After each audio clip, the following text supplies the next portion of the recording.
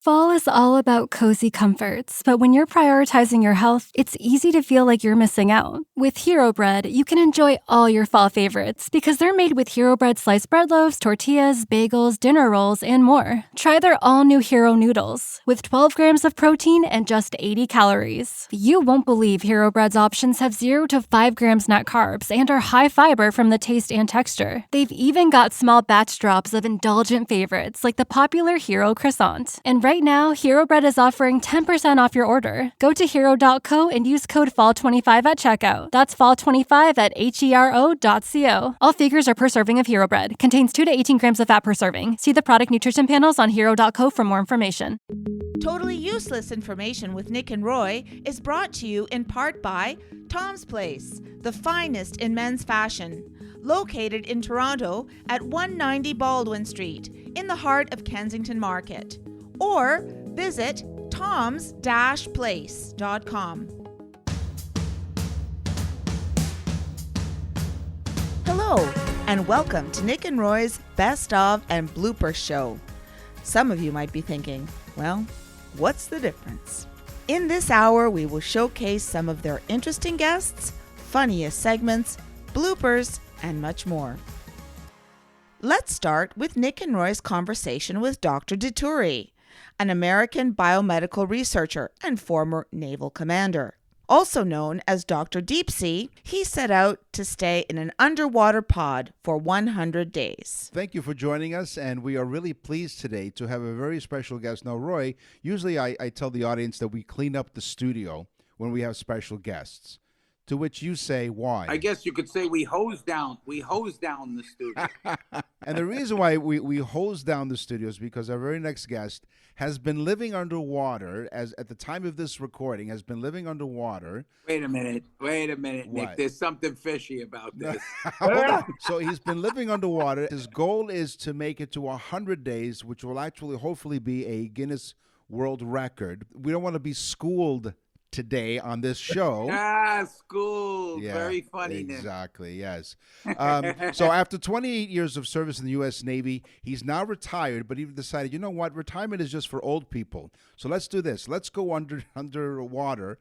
He calls himself Dr. Deep Sea, and it's because he's currently on a quest to live underwater, like I said, for 100 days. He's an associate professor at the University of South Florida and is looking to break the Guinness World Record. Now, we have asked him to come online, and we asked, well, does he have Wi-Fi? Well, of course he has Wi-Fi. We found him 22 feet below the surface of Key Largo Lagoon. Welcome, Dr. Joe Dituri. Hey, how are you guys? Thanks for having us. It's great. That's wild. I'm telling you. First off, we get some great guests on this show. We had a guy that hasn't worn shoes in like 20 years. Yeah. He literally is barefoot for 20 years. Goes into restaurants, and it's crazy. But never had we had somebody in the process of breaking a world record, but not only that, underwater. Yep.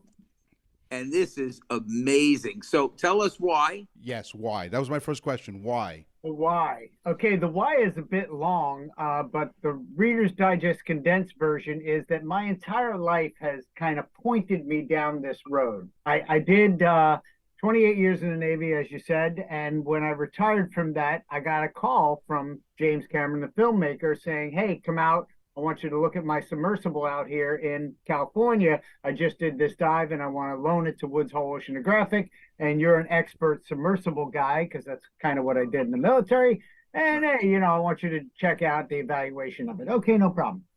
So I go there. Hold on, excuse me 1 second for interrupting. Yeah, I know. I know. James Forget Cameron, about it. the Titanic guy, the Avatar guy, he called you up and said, "Can you help me?" His people called me. Don't get me wrong. I'm not friends with this guy or anything. Oh, but, come on. Yes, you are. Come on. You know him. Yeah. Do you know him? But you know James Cameron. Yeah. Yes. Okay. It's the same way I feel. I once touched Heidi Klum's shoulder, and I tell everybody I touched Heidi Klum. Yeah, until the same thing. Until the restraining order kicked in. Right, of course. so on. Sorry to interrupt. So you helped him out with this, and then what happened? So I go to his house, right? And it's all the way in the back in California. It's on this private piece of land that's huge. So I go back there, and I'm walking his dog on the beach, and I'm talking with the guys, and we're just kind of like, okay, what do we want to do with this? And they wanted me to write a report. Okay, so they gave me all the data, all the information. I looked at the submersible. I climbed in and out of it, yada, yada, yada. And I look, and I take all that information and I go home and I start to write the report. And I see that he had collected a sea lice, and sea lice are usually teeny tiny, like just the little size of your pinky nail, right? And they just bother you underwater and they make you itch. He collected one that was about 14 inches long. It's albino. He pulls it up, brings it to the surface. We pull the DNA sample off it. It's a partial cure for Alzheimer's. What? Yeah, I know. I was like, all right, forget about it. I said at that point, it was December 24th of 2012, and I said, everything we need is in the ocean, or everything we need is on this planet. Yin, yang, black, white, disease, cure. It's here. So this is an entire ecosystem. It makes sense that it's here. So I said, if you're going to find what you need to find, you got to look where you haven't looked before. And where are you going to look? Well, let's look at right there, underwater, right? Sure, why not? Nobody's looking there. So 10 years ago, when that all came to play, I said, okay, it's time. We got to live underwater. Because look, man, I grew up in Long Island, New York. I moved here from Italy, right? We get there from Italy, you know, we move into a new house, and I didn't even know that around the corner, just like diametrically opposed on the corner, I was on the corner of 5th and 2nd. He was on the corner of 6th and 3rd. And his name was Brian. Turned out to be my best friend. But it took me several months to find him because he was all the way around the corner. I couldn't look that far. I wasn't allowed off the block, da-da-da-da-da. Long story short, if you live in a place, you will find all the cool things. Like I said, I got a lobster friend right down here named Fred. He just molted. And I literally watched him molt. Shed his shell. There's a lobster family across the street. I call them the Partridge family. Why? Yeah, on account of because. Yeah, I because like you think they love you. You think they love you. That's why. Yeah. All right. So you're right. No, because, but I'll tell you. Yeah. What do you drink now? Now, how are you getting? How is he getting food and water? So I get food delivered down to me on a regular basis because there's no storage room down here, right? So Grubhub comes down. Grubhub. Yeah, no. No, man, I eat very cleanly. I'm 6'1", 220 pounds. I'm a big guy, but I work out a lot, and I don't eat crud, right? So I don't eat pizza, for instance. Okay. Like, see, that was my question. Here, do you have a pizza delivered? There was okay. So you answered that question. Thank you. Yeah, not my scam. But you got to cook everything. For instance, you're down in a pressure, and when you're down at pressure, you increase the partial pressure of oxygen. So that means it feels like there's more oxygen down here, which lowers the ignition point of everything. So you can't cook down here. Right. So you can use a microwave, and that's the only heat-producing device that you can have. Everything else has to be LED, low electrode. You know, you can't have devices plugged in. It's a big deal, right? I don't want to go on fire. That's a bad thing. No. So here we are doing this, and I'm able to cook down here, but only in a microwave. So, like, I make a mean poached salmon, guys. I make a mean poached salmon. It's really good stuff. Well, don't you get sick of seafood? Don't you feel bad eating them? Like you look at them for a while, and then you grab a lobster and throw them in the microwave. You can't. You know, the beautiful thing is we're in a marine sanctuary, and those friggin' lobsters know it. Right? Like the lobsters walk with reckless abandon. They're like, they know they're protected, right? Totally. Okay, so you microwave some stuff. Have you brought any fresh fruit? Yeah.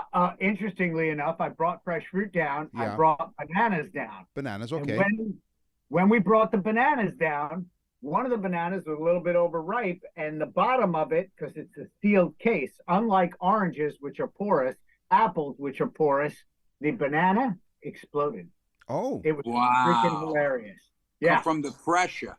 Because the pressure, it's like 1.65 times the pressure that you're at right now. So basically, it just went. What's the constant temperature? Right now it's 75, but I have an air conditioner, and the air conditioner's purpose is to dehumidify this place because I live underwater and I'm in a 100% humid environment. I mean, look at my hair.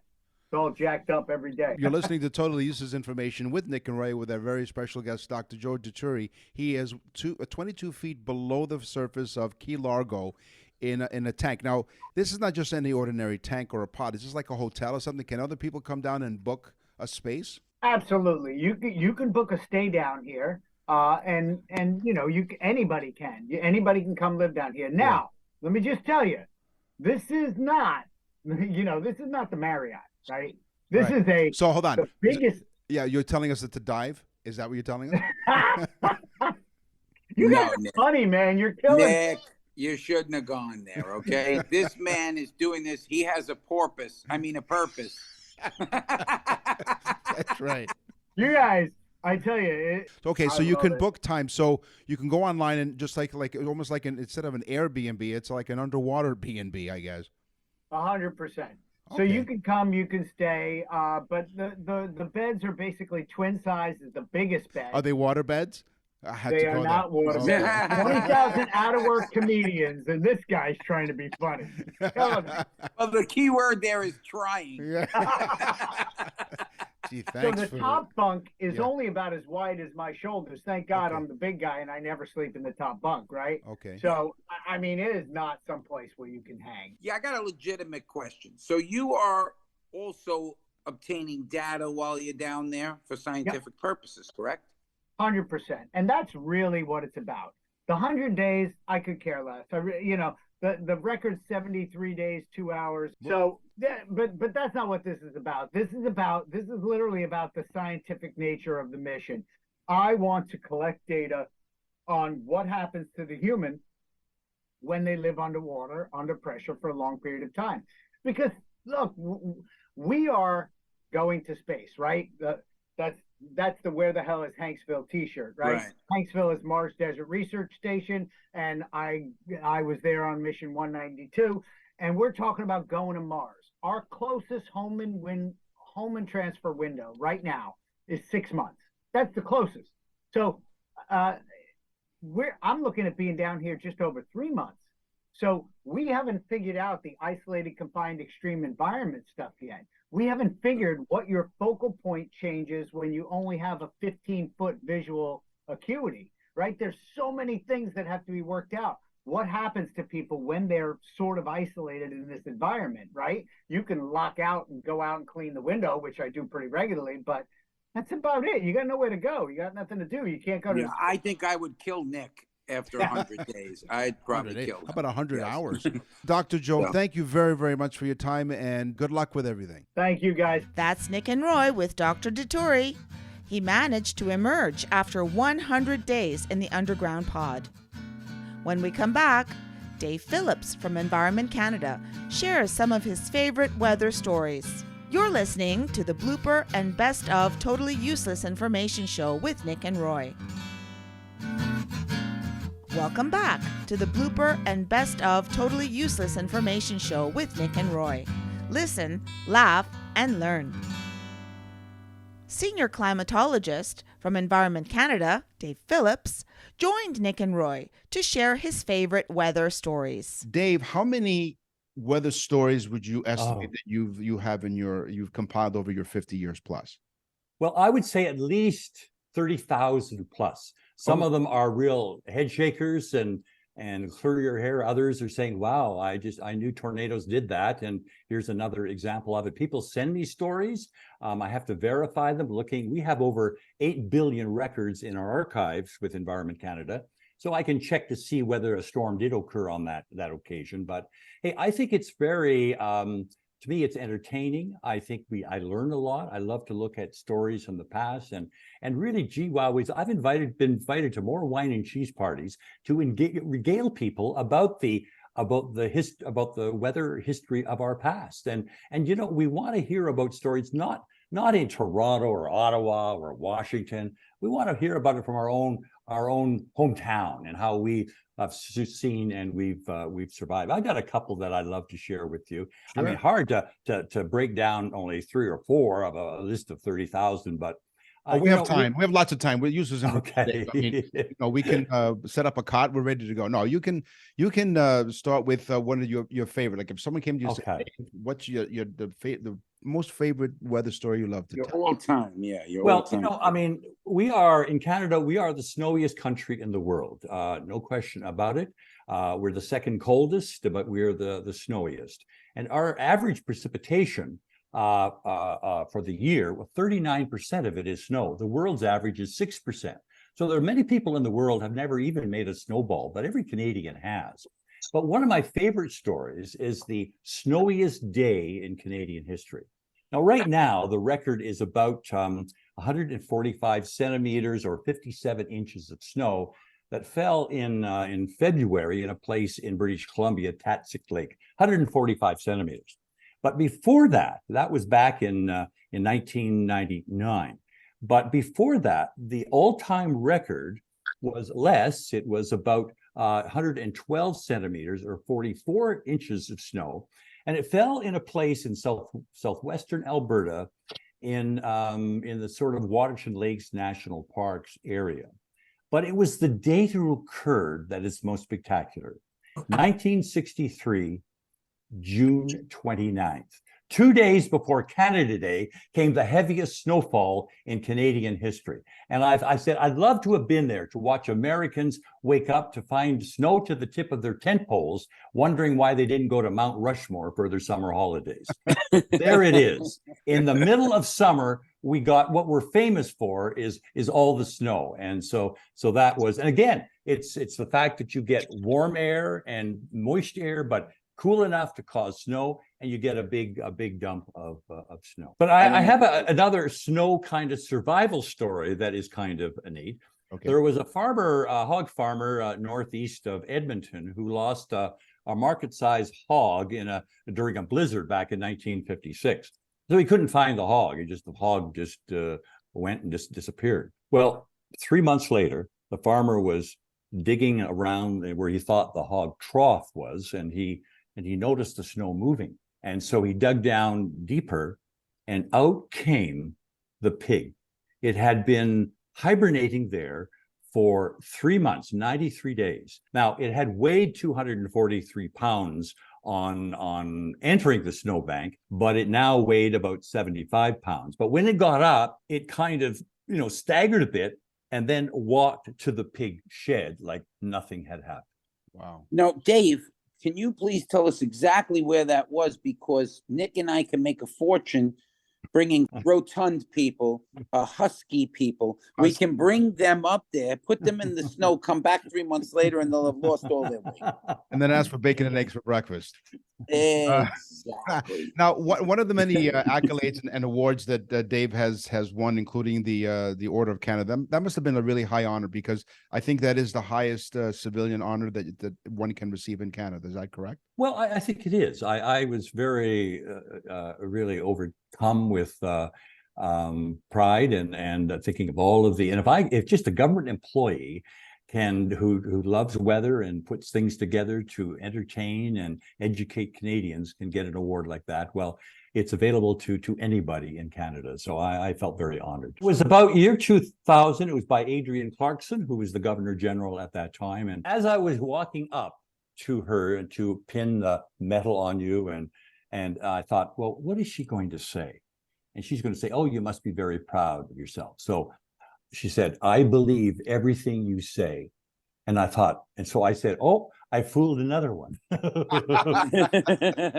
But it was just a wonderful moment. When did you get that weather bug as well? When did you know that science and meteorology was something you wanted to spend your life doing? I'll be honest with you. I was born in Windsor, Ontario, which is the lightning capital of Canada. More lightning days. It doesn't get as many as Tampa, Florida does, but it is for Canada pretty lots of lightning up here. Yeah. So, but I would like to tell you, I had instruments in my backyard. No, I wanted a job, and I thought of coming from Windsor, smaller town, but going to the city of Toronto, the big smoke. I thought, so I had an offer from Environment Canada, and so I took it. And 50 years now, I've had 2 jobs in my lifetime. I was a room service at the Banff Springs Hotel, And then I've been a climatologist for 50 years. So I always felt I had something to fall back on if the weather business got a little rough.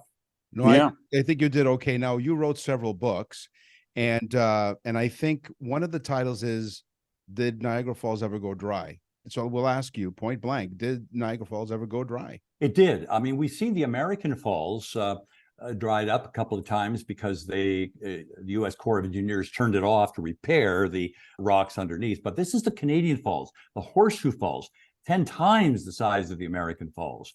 And back in 1848, on the last days of March, people in Niagara Falls woke up. And it wasn't from the roar of the falls, it was the silence of the falls. Oh. The falls had turned off.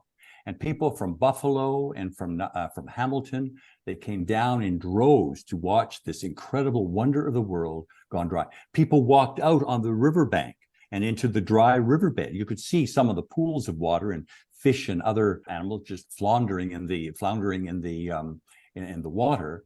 But there was even a U.S. cavalry walked up the dry riverbed, and people picked up muskets and bayonets and tomahawks from the War of 1812 as souvenirs. There was even a group of people took timbers that were submerged under the falls and made furniture of it later on. And so the churches were filled. Back then, when you couldn't explain what had happened, people thought it was the end of the world. It was clearly divine intervention. It was clearly you were not living the good life, and you had to come to grips with it. And meantime, it was Nick who stuffed up a toilet.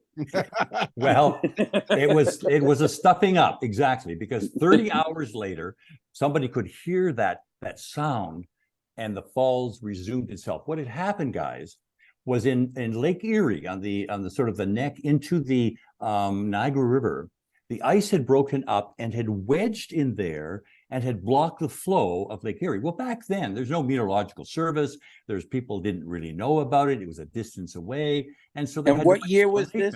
1848, March the 29th. But March on April the 1st, the falls resumed itself, and people went back to a normal living. That's Environment Canada's Dave Phillips. Sometimes on the show, things do not go as planned. In this clip, Nick tries to explain how ATMs dispense money in Japan. There are ATMs in Japan that heat the banknotes to 392 degrees Fahrenheit for 1/10 of a second. Okay, 392 degrees Fahrenheit for 1/10 of a second. Why? To decontaminate the bills before they're issued to customers. And as a result, the first time you said it, it sounded like you were speaking Japanese. Yes. Dudiki. It was to decontaminate the bills. The bills after this process are 90% bacteria-free. Elvis was also somewhat of a superstitious 3-2. Elvis. He played. You're listening to the Blooper and Best of Totally Useless Information Show with Nick and Roy. It's time to gear up for fall with cool fashions, cooler weather, and a very cool Kensington market. Hello, this is Cool Nick and Cool Roy for Tom's Place. I like the way you did that. That's right. Where the cool guys in Toronto shop. So check out the latest fall fashions that have just arrived. And hey, it's Tom's Place. So even the new arrivals are on sale. Fall colors, new patterns, fresh designs. So check out the fabulous collection of designer suits, regularly $650. For our listeners of the radio show and the podcast, $375. You heard it right there, slashed to $375. Wow. Pick out a couple of sports jackets while you're at it. Dress up for the office or down for the weekend, or a wool top coat for 50% off on our first floor. Play it cool at Tom's Place like we do at Tom's Place, 190 Baldwin Street in Kensington Market. Visit Tom's at toms-place.com. That's TOMS-place.com. kensingtonjazz.com. Don't miss the Kensington Market Jazz Festival, September 19th, 20th, and 21st in venues throughout Kensington, including Tom's Place. For the complete lineup, see kensingtonjazz.com. That's kensingtonjazz.com. Tom's Place, they'll suit you.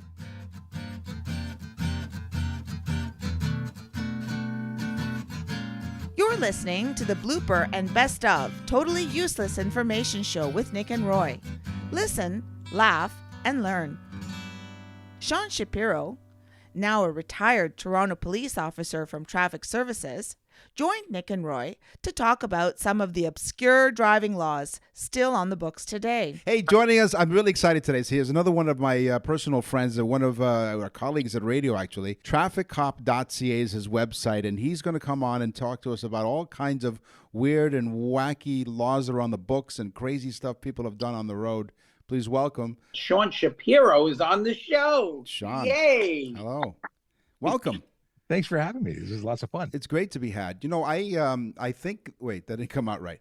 But I do have to say, Roy, that every time that I promote the show on social media, specifically LinkedIn, Sean is probably the first one. I haven't even written the final, didn't hit enter. He's already liking the post. That's how much It's of a our fan. psychic connection. Well, with all the years of experience, so in general, would you say that the drivers are better these days or worse, in your opinion, based on your information? Well, it depends on who's listening. Generally, I think we've seen the decline in the quality of drivers. I think that it used to be something that was really important to a lot of people, and now it's sort of the thing you do if you got to do it. Many people just take the bus. We've got such a great infrastructure with transit that many people never need to do that, to get a license. So there's less emphasis on it. Okay. So, and in turn, it deteriorates the quality of driving. I think that's part of it. I think that like when I turned 16, 9 a.m., the doors opened to the licensing place, and I was there to get my learner's permit. And now people are in their 40s and haven't driven. My wife doesn't drive. Her sister doesn't drive. My mother-in-law doesn't drive. So I'm the only driver, which means I drive a lot. Yeah. Okay. Fair enough. Roy, Don't you wish Nick didn't drive up there? I mean, he's got to be bringing up the insurance rates, you know? Just because the expression is, if you don't like the way I drive, stay off the sidewalk, doesn't mean it refers to me. How old were you, Roy, when you got your first driver's license? I think we had to be, 7? Well, I got my learner's permit at 16, and I got my driver's license 17, but I was driving well before that. I had an illegal license plate on a 1970 Chevy Vega that was orange and white and gray, and there's a lot of colors. Yeah, I see. Yeah. So Sean, I paid $250 for the car. Right. It's an illegal driver's license. Sean, his last name is Locascio. Okay. I think the statutes run out on that. Statute. I'm going to put you on the spot. So in your opinion, based on the information you've gathered over the years and all the experience that you have, who are better drivers, males or females? No, I'm just kidding. No, don't put him in that spot. We all know that men are better drivers. Yeah, exactly. You know what? I haven't been taking send stats. your mail to nickandroy.com. Yeah. Never mind TrafficCop.ca. Nickandroy.com is where you send your complaints to. So, so kick us off here, Sean, with one of the wackiest laws that are still on the books that you can get a ticket for. Sleigh bells. Yeah. Yeah, under the Highway Traffic Act, you can be charged for having no sleigh bells, because every person traveling on a highway with a sleigh or sled drawn by a horse or other animal shall have at least 2 bells attached to the harness or to the sleigh or sled in such a manner as to give ample warning sound. See, I never leave home without my 2 bells. Yeah. You know? He said bells, Roy. Bells. BELLS. Oh, I'm sorry. So if you're riding, so it's like that song Jingle Bells, that if you're riding in a one horse drawn open sleigh, whatever the lyric is, you would think I would know. So you get a ticket. How much is the ticket for not having sleigh bells, I wonder? And would it be a moving violation? Could you imagine? Your Honor, case 587439, the accused is charged with not wearing, not a seatbelt, but sleigh bells. Yeah, you know what? The fine is not that big. It's $5. Oh. But when you factor in the victim fine surcharge, it does add up to a whopping $20. Oof. Sean, have you given this ticket out to many people? I am only aware of one person being convicted of this, and it's because a friend of mine in court, while negotiating a guilty plea, allowed them to plead down to an obscure charge, and that was it. And I think he did it just to flex, to be able to say he did. Yeah. So the law wasn't obscure enough, but to make it an obscure fine, that's awesome.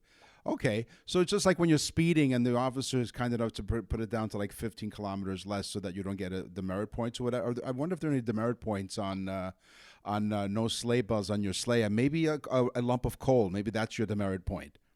Yeah, amazingly, no demerit points because it's usually associated with, well, not a motor vehicle.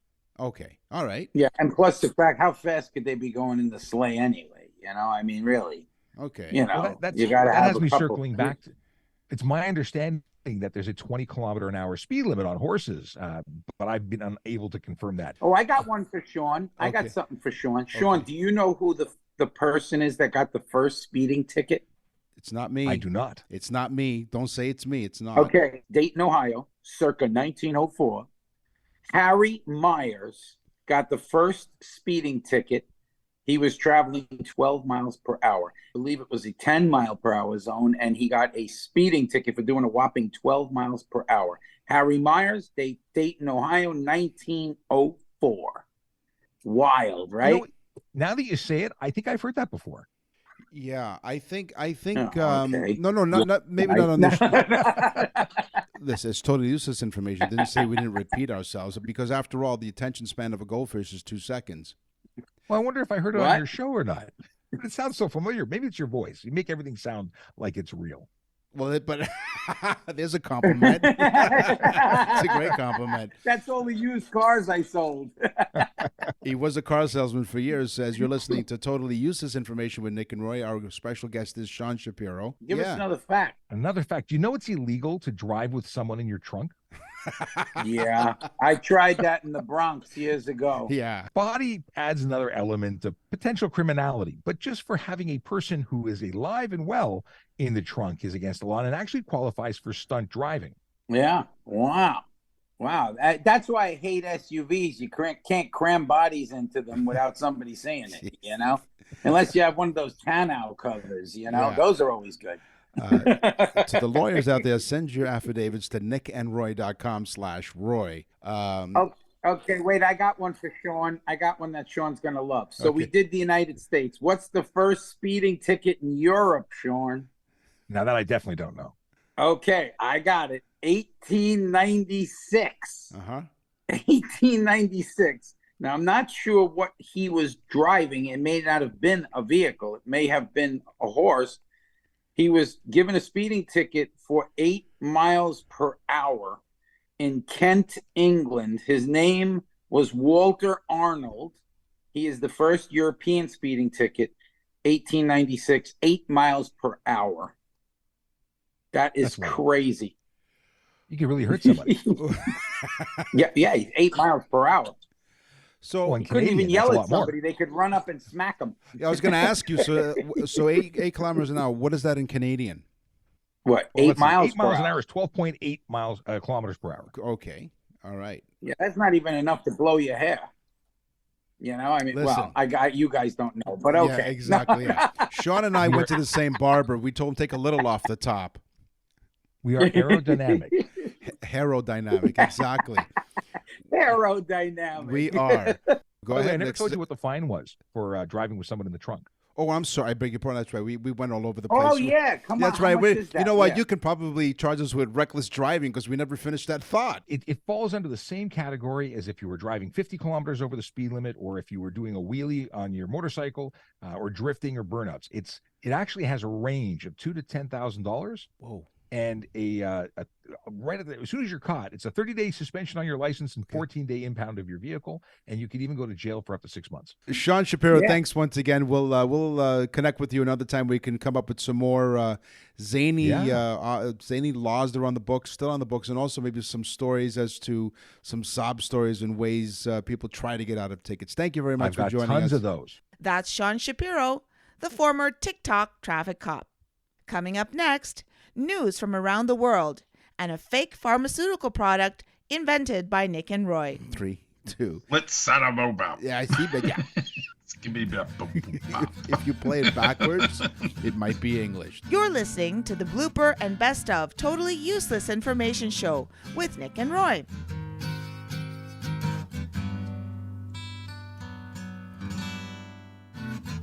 Welcome back to the Blooper and Best of Totally Useless Information Show with Nick and Roy. Listen, laugh, and learn.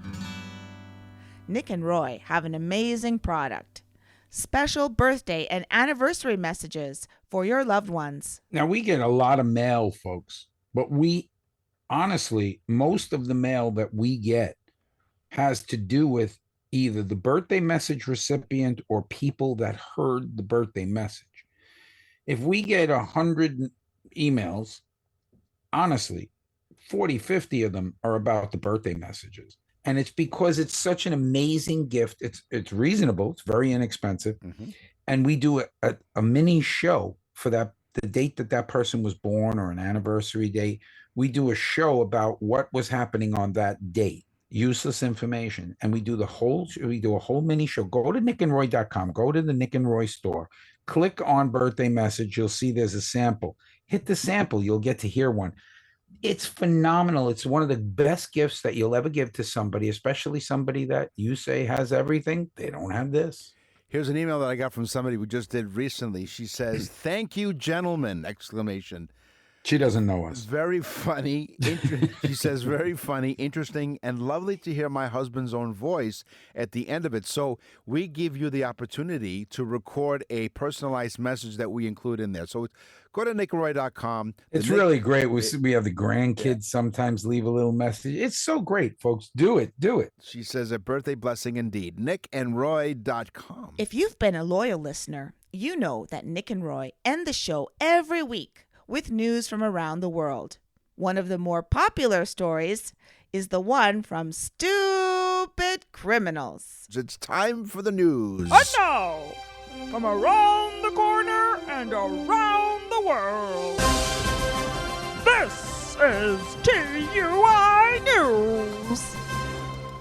Brisbane Freemason found naked inside $1 million pipe organ. That's all I'm going to tell you. Yeah. He's a Freemason. Right. So this has something to do with the story. The 51-year-old was unable to offer an explanation for his behavior, stating, according to him, Was anything stuck in a pipe? Well, he said things got a little loose. Okay? So Glenn Langford, 51 years old, as I mentioned, has been granted bail after being accused of damaging a pipe organ at Brisbane's Masonic Memorial Center recently. Authorities discovered him lying inside the sizable instrument, drunk and naked. Oh. Nick, the pipes get smaller as the octave goes up. Right. I've been known to be found in the bass section. Right, yeah, exactly. And then eventually singing soprano.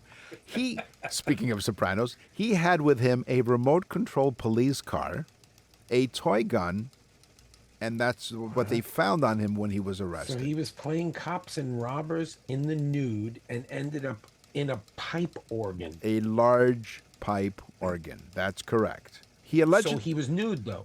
He was.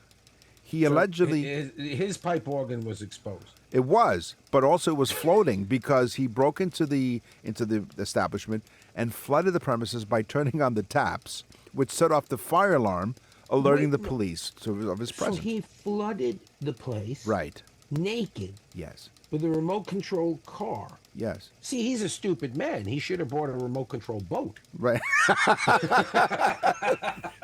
That's correct. That's a great point. I think of everything. I know you do. Well, you've done everything, absolutely. So now he stands accused of damaging the pipe organ and decorative wall fixtures. Now, this pipe organ was insured for over $1 million because it was installed in 1930. And this was an antique pipe organ. The organ's damage is believed to be irreparable, according to the building's caretaker. So this guy did some serious damage. Well, of course, Nick. You're laying naked in a pipe organ. Well, his organ almost got damaged. Yeah, you don't know where those pipes are. No. You know what I'm saying? I mean, that guy could have been sitting on, E flat. That's right.